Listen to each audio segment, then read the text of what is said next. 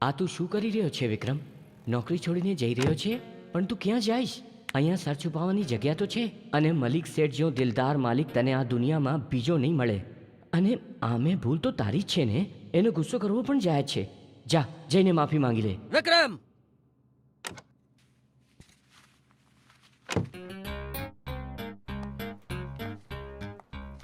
Uniform કેમ પહેરી છે? અત્યારે ને અત્યારે ઉતાર ને બહાર નીકળ. અરે સર, હું ક્યાં જઈશ? ગમે ત્યાં જા, પણ મારી નજર દૂર ચાલ્યો જા. અરે સર, મને માફ કર દો ને સર, પ્લીઝ. પણ એક વાત કહું સર, કે કોઈ બાપ એના છોકરા પર ગુસ્સો કરે ને, તો એ છોકરાના સારા માટે જ કરતો હોય ને. પ્લીઝ સર, પ્લીઝ મને માફ કરો ને સર, પ્લીઝ. ગુસ્સો ના કરો ને. શું તમારા છોકરા આવું કર્યો હોય તો તમે એને ઘરને બહાર કાઢી મૂક્યો હતો?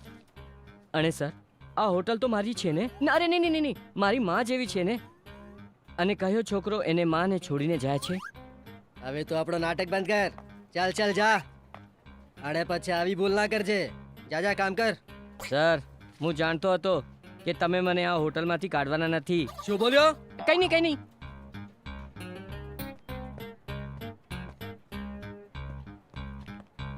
અરે વિક્રમ, તને શેઠે નોકરી માટે પાછો રાખી લીધો? એ ભાઈ, આ એ 2 નંબરમાં લઈને જા.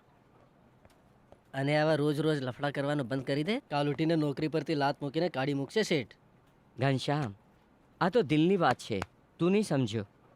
ચાલ તને સમજાવું. ઘનશ્યામ, 1 વર્ષ પહેલેની વાત છે, જ્યારે સપનાની પરીક્ષા ચાલતી હતી અને શહેરોમાં ટ્રાન્સપોર્ટની હડતાલ પણ ચાલી હતી. બસ સપના બસ સ્ટોપ ઉપર બસની રાહ જોઈ રહી હતી, અને ત્યારે જ મેં મારા શેઠની ગાડી લઈને નીકળ્યો હતો.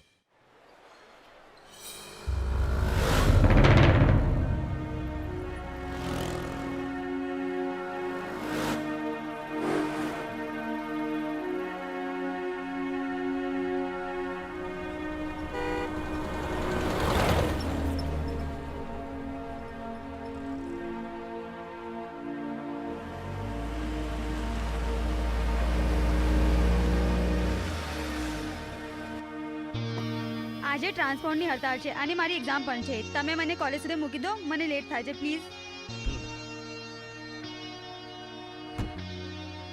હવે ચલો.